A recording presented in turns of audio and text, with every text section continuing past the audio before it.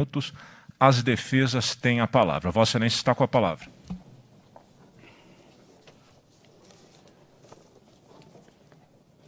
Senhora jurada, senhores jurados, membros desse Conselho de Sentença,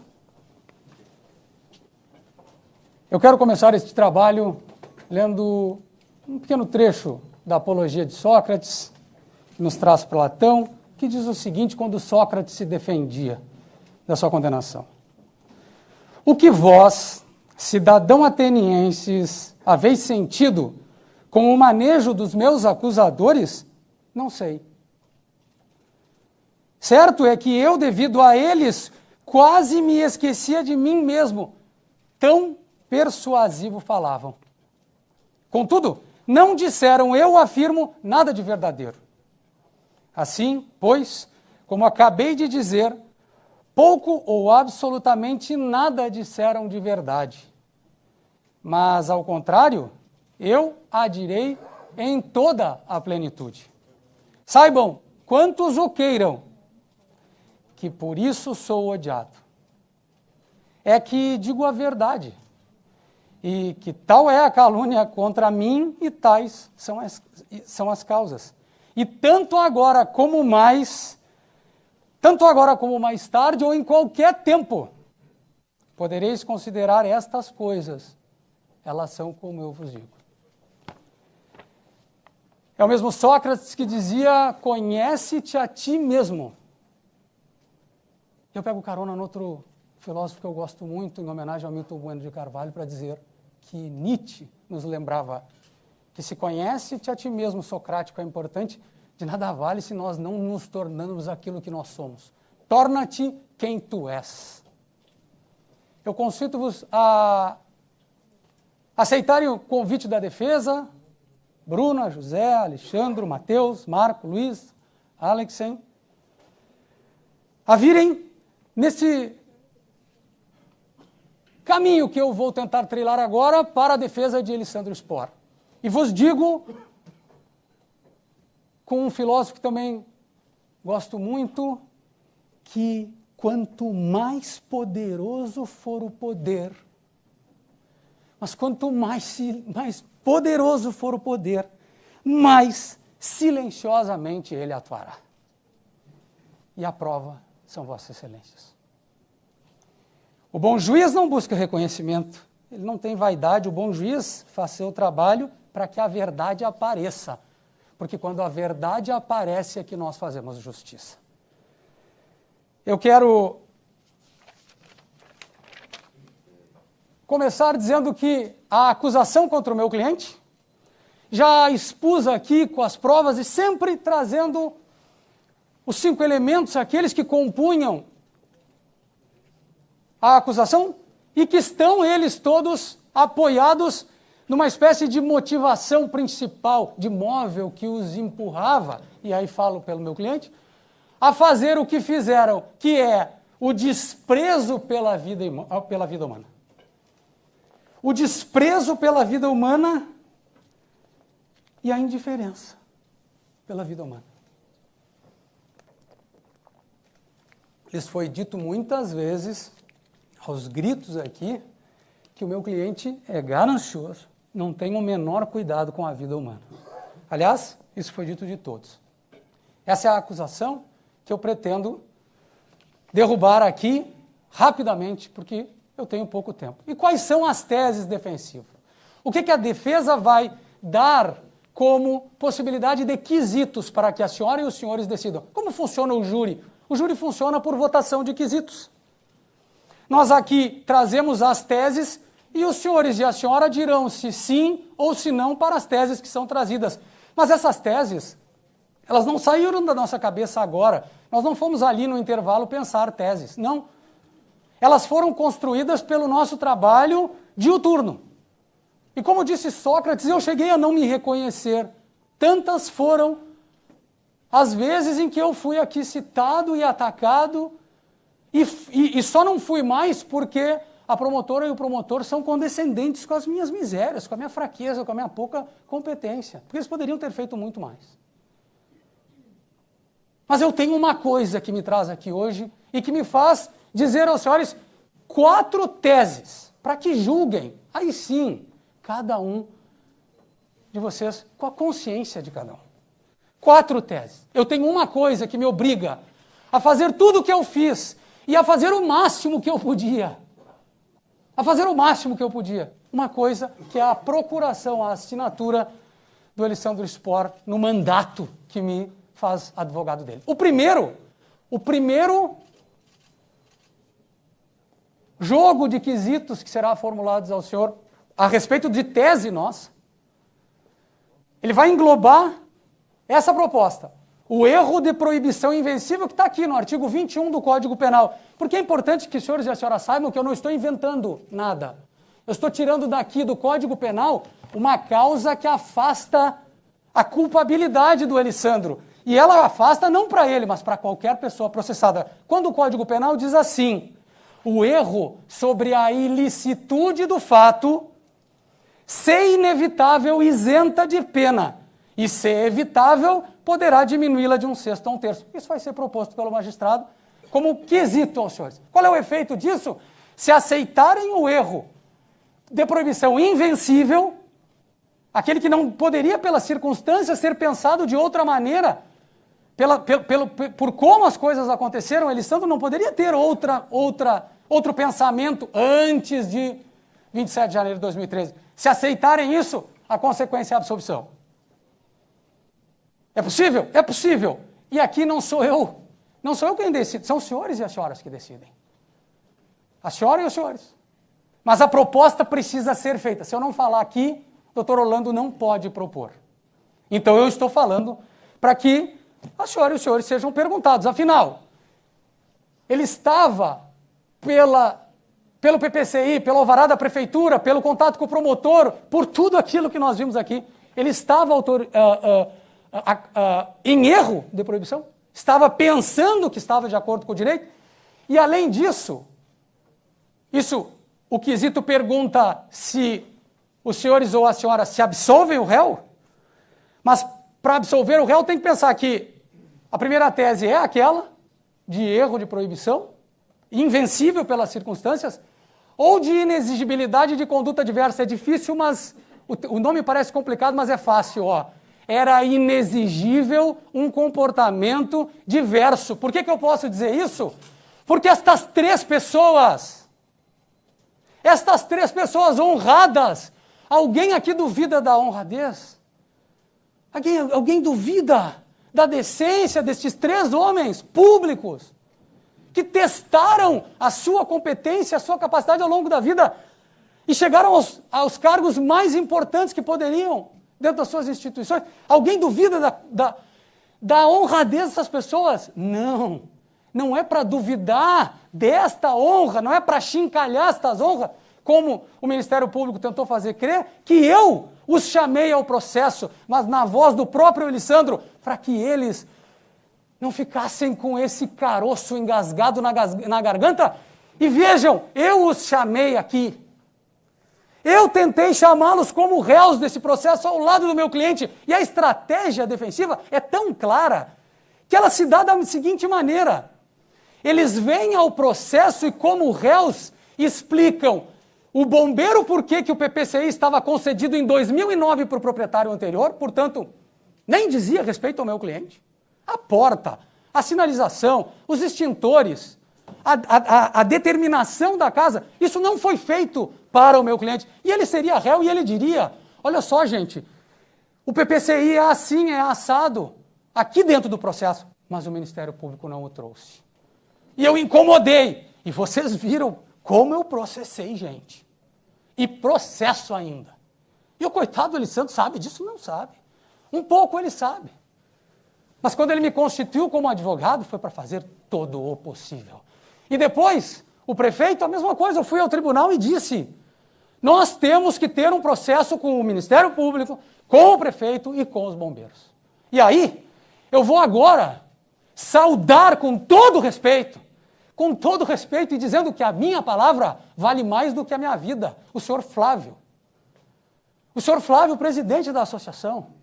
Eu vou saudá-lo aqui, dizendo a ele o que eu disse a ele. E o que eu venho dizendo, gente, desde que eu entrei nesse processo e eu entrei no dia seguinte. Eu errei o número de 600, me desculpe, Elisandro.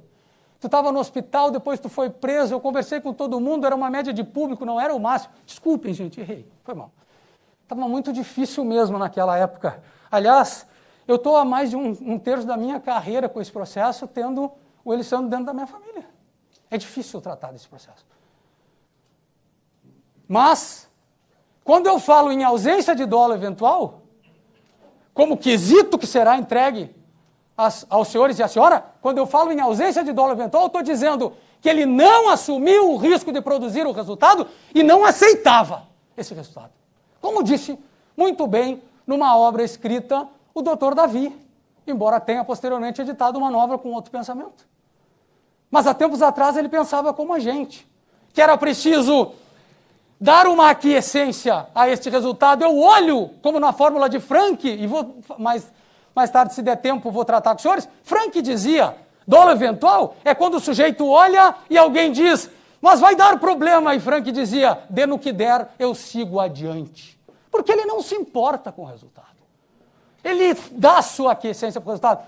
Quando eu digo isso e peço a desclassificação para outro crime, que daí o doutor promotor disse, mas vai ser nada, vai ser homicídio culposo. Saibam, os senhores e a senhora, que um resultado deste processo, depois de perguntado se o jurado absolve o réu, serão perguntados se Elisandro, e cada um dos réus, mas se Elisandro assumiu o risco e aceitava o resultado.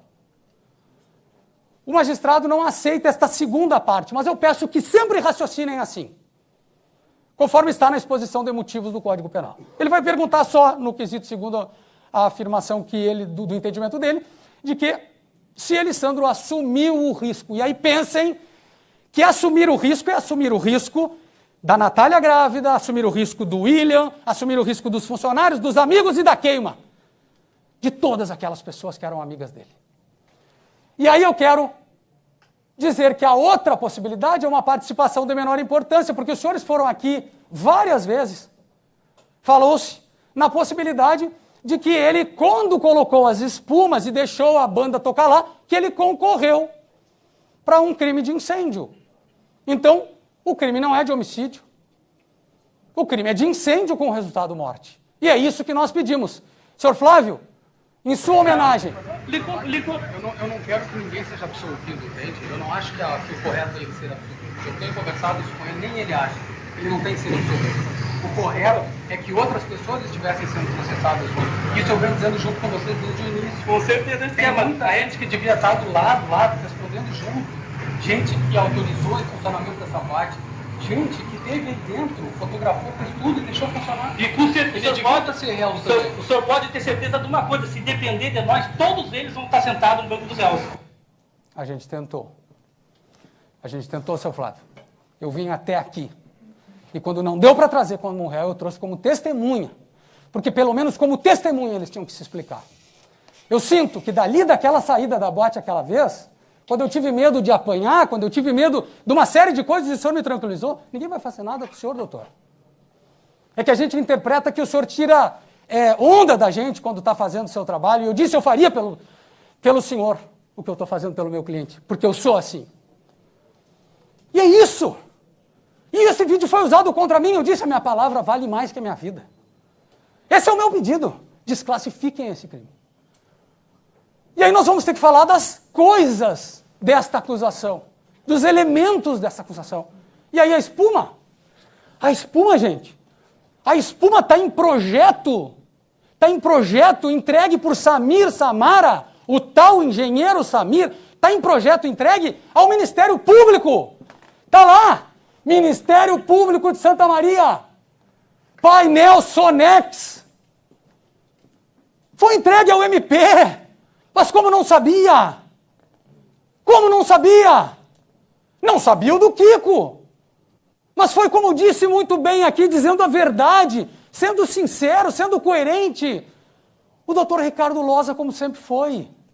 Que dor no coração ter que processar esse homem, trazê-lo ao processo. Mas é porque os senhores e a senhora tinham que poder entender que tudo o que eles dizem tem que valer para o Kiko, gente. Tem que valer para o Kiko, porque nesse processo, o Kiko é como nós aqui, ó, do povo, porque é o Estado tirando sempre o seu corpo. É o Estado deixando sempre o particular. O senhor sabia que diz se o Érico? ela era inflamável ou não? Não sabia. Sabia se era inflamável, Érico? O Érico veio aqui. Ele colocou essa espuma lá. Ele sabia? Não, ele não sabia. O Érico não sabia. Mas o Nilvo sabia? Eu fiquei com vergonha de admitir. Eu comprei a boate já montada, a Balari.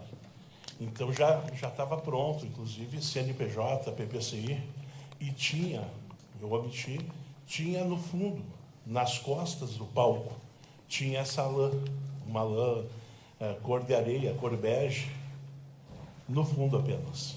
E espuma? Espuma, essa, eu quero dizer essa espuma. Uhum.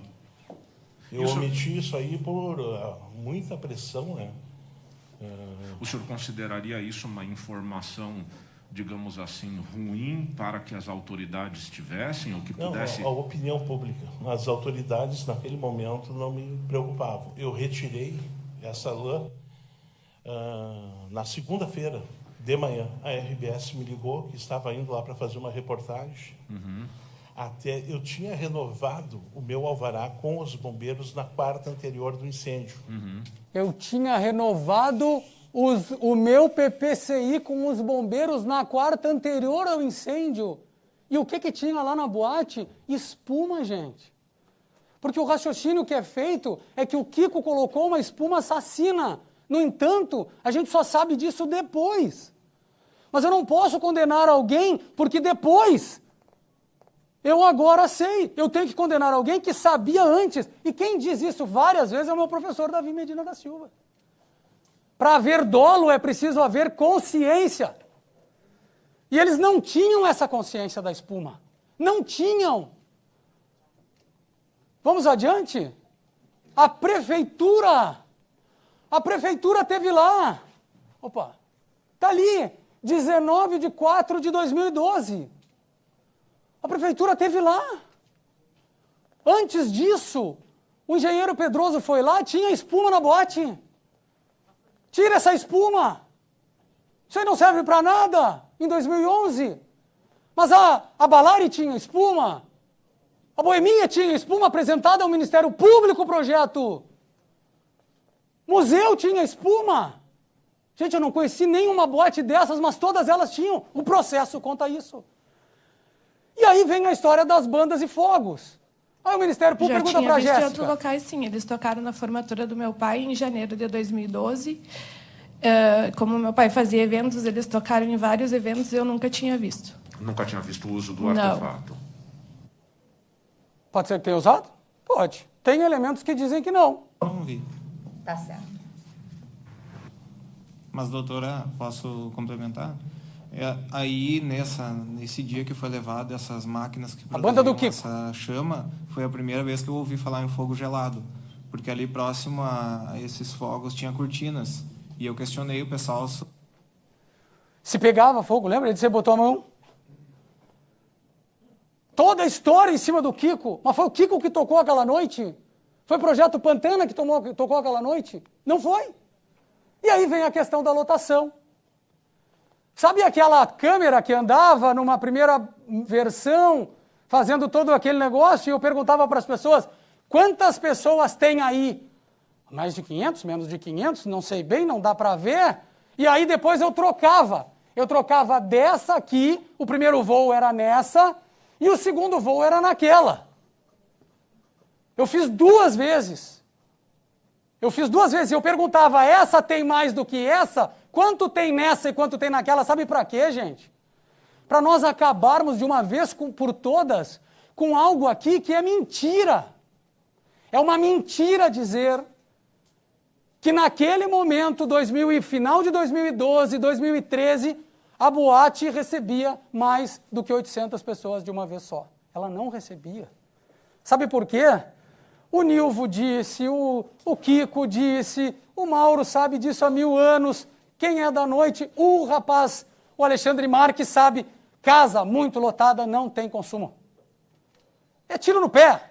e a pessoa ela vai na lotação, eu vou dizer para vocês, eu odeio lugar lotado. Eu não vou mais. E se alguém me pergunta, se eu fosse na Kiss superlotada, e alguém me perguntasse, aí, cara, tu foi na Kiss? Eu diria, fui. O que tu achou? Muito lotado. Queimar a casa. É ruim para ela. Por outro lado, eu fui, eu gastei mais, tinha lugar para eu me mover, eu me senti bem, o ar-condicionado era bom, estava tudo bem, eu gostei da música, o que eu digo? Vai lá, velho. A boate é show de bola. Então houve erro no início, por isso que o Ministério Público acha 1.400 pessoas na Kiss. 2.000 pessoas. A Kiss dizia que tinha 1.100 pessoas. Mas esse é o giro da noite. E os senhores e a senhora, tenho certeza, não sabem quantas pessoas tem ali. E se eu fizesse a revoada da câmera não saberiam. Então vamos parar com esse achismo. Há um jeito de determinar isso. E esse jeito é contando as comandas. Só que a polícia, quando entrou lá, não sabia disso. Então as comandas ficaram jogadas atrás do caixa e poderiam ter sido recolhidas com cuidado, com uma perícia com calma. E o Kiko gritava isso 1000 vezes, recolham as comandas! E a história das câmeras é muito interessante, porque é a primeira petição que eu faço no processo, doutor Davi. Juntei uma declaração dizendo, estas câmeras estão estragadas, e o Kiko enlouquecia mais uma vez. Se essas câmeras estivessem boas, a gente contaria pessoa por pessoa. E nós saberíamos exatamente a lotação. E vejam, a polícia pede a prisão do Kiko, porque estaria sumindo com as câmeras, alguma coisa assim, isso aí chegou a ser ventilado. Eu fui lá e juntei o atestado de que o negócio estava estragado mesmo, e não funcionava. E está provado que não funcionava. Mas quem é que mais queria isso? Era ele. Era ele. Ele era a pessoa que mais queria isso. Não, o PPCI, eu nunca vi assim, dizer que poderia tantas pessoas. Sim, eu entendi. Quer dizer, o PPCI apontava um número de 400 e... Não, depois da tragédia. Antes não constava. Ah, tá bem, perdão. Abril não tinha. Abriu a boate em 2009. Quem contratou a engenheira para fazer o plano de segurança foi o Alexandre Costa e os seus sócios.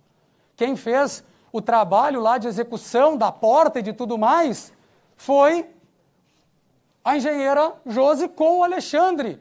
O coronel Gerson veio aqui e disse, manda o projeto, a gente olha, calcula população e para o tamanho da porta e aprova. PPCI concedido em agosto de 2009. Para quem? Para o Alexandre Costa. Gente, vocês não percebem que 4 pessoas, sendo só o Kiko, acusado de coisas que aconteceram antes de abril de 2010, que foi quando ele pagou a casa. Ele entrou na casa quando entregaram para ele os alvarás da prefeitura. Isso ficou provado aqui, o Muti disse. Ele só entregaria o carro e os 15 mil, aliás, ele falou 10, tu que corrigisse, né? Ele só entregaria o carro e os 15 mil, e os 10 mil, quando tivesse o alvará da prefeitura. E assim, isso é abril de 2010. Só que a acusação todo o tempo fala em número de extintores, em placas, em luzes, em irregularidade de portas, irregularidades disso e daquilo e daquele outro. Esta boate, destas irregularidades, ela é dos proprietários anteriores ao Kiko, porque o PPCI é dado para eles. Então é muito estranho pensar isso, que eu tenho um órgão, os bombeiros, para fiscalizar e dizer o que tem que acontecer, mas quem responde é o outro proprietário. E aí vejam, chega a loucura de o coronel Gerson ser condenado por inserir o número de pessoas depois do acidente da Kiss. Ele colocou o papel que a promotora disse que ele tinha que seguir em relação à população depois do acidente, e por isso ele foi processado e condenado por fraude processual. Então vejam, não estava lá nem para os proprietários anteriores, e o Nilvo está certo. E todos eles estão certos. Não há uma determinação de população para as pessoas. Então como é que o público vem e exige da gente, dos particulares, o cumprimento de algo que nem eles sabem, que nem eles fazem? Esse é o absurdo dessa acusação. E assim as barras. Sim, foi posta a barra de contenção porque quando enchia, na hora da saída as pessoas se empurravam e coisa. Se amontoavam na porta para sair, né? Então foi posta essas barras de contenção para organizar a saída do pessoal. Mas sim, tinha barras de contenção. Só na saída. Essa barra atrapalhou muito. Quando eu perguntava para o Kiko, o que tu errou? E ele, na barra. Não podia ter posto aquela barra lá. Eu não podia ter posto. Cara, não era para o mal que tu pôs. Era para isso. E ele disse, foi o Druzião e os seguranças que pediram, cara, nos ajuda afastando as pessoas da porta. Era para isso essa barra, gente. Não era para causar o que causou. Era para evitar a entrada de faca, de arma, de qualquer coisa. Afasta, dá um tempo, não deixa as pessoas que estão entrando se misturarem com as outras, para ninguém passar algo para alguém. Para não entrar algo que não é para entrar. O medo sempre foi de briga. Sempre foi de briga. E aí? O doutor Loza, com a sua decência, com a sua honestidade, ele vem em juízo e diz, doutor Jader, eu vi a barra. Sabe o que ela me disse? Nada. A barra me disse nada. Mas então, por favor, Matheus, se a barra diz nada para o promotor, por que ela tem que dizer algo para o Kiko? E por que ela olha para o Kiko e diz assassino? Por que, Matheus? Mas por que ela não diz isso para o promotor? Por que só diz para eles? Não é justo. Não é correto que seja assim. Não é correto que seja assim. E por isso o pedido de desclassificação. Por isso o meu compromisso cumprido com o presidente da associação. O senhor está fazendo isso, chamando essas pessoas, porque o senhor quer a absolvição do seu cliente. Eu disse, não. Não quero. Eu não quero. Meu pedido é de desclassificação. Eu externei e abri, porque também há aqui, é evidente que há um erro de proibição. Os senhores e as senhoras estão sendo iludidos aqui de novo com a conversinha do carro, e aí se o carro tiver mal, a gente vai lá na vistoria. Não é a mesma coisa. Não é. Porque eu perguntei ao promotor, e perguntei ao prefeito, e perguntei ao coronel, se eu tiver um alvará dos bombeiros, eu posso confiar que as coisas estão de acordo com a lei? E eles disseram sim. Mas por que para eles vale, gente? Por que para eles vale? Para o político vale. Para o funcionário vale, mas por que para o povo não vale? Para o povo não. Aumenta salário para uns, mas para outros não. Parece que parece que só quem tem a segurança de um cargo e que tem poder por esse cargo pode tudo. Porque daí é só olhar para os particulares e dizer, tem que investir, se investiu, tem responsabilidade. Isso chega a ser um canto de sereias. Aí eu quero homenagear o Ulisses Losada. Porque lá no STJ eu disse que o julgar bem é fazer a travessia de Ulisses, fechar os olhos para os cantos de sereia e julgar de acordo com a lei. Responsabilidade civil é pagar pelos danos. A forma mais correta, e eu dizia isso para a associação, a forma mais correta de garantir o pagamento de todos, mas de todos no limite máximo que fosse possível dentro da jurisprudência, eles receberiam por todas as mortes, se um ente do poder público fosse condenado. Porque isso garante aos familiares a desnecessidade de discutir culpa com o Estado. Não teriam que ir percorrendo instância, uma atrás da outra, para conseguir o direito de indenização. Mas isso é indenização. Eu queria uma parte legal. Não, a senhora está concedida a parte, pode falar. Não, eu quero a parte. Então, tá, foram juntadas as sentenças.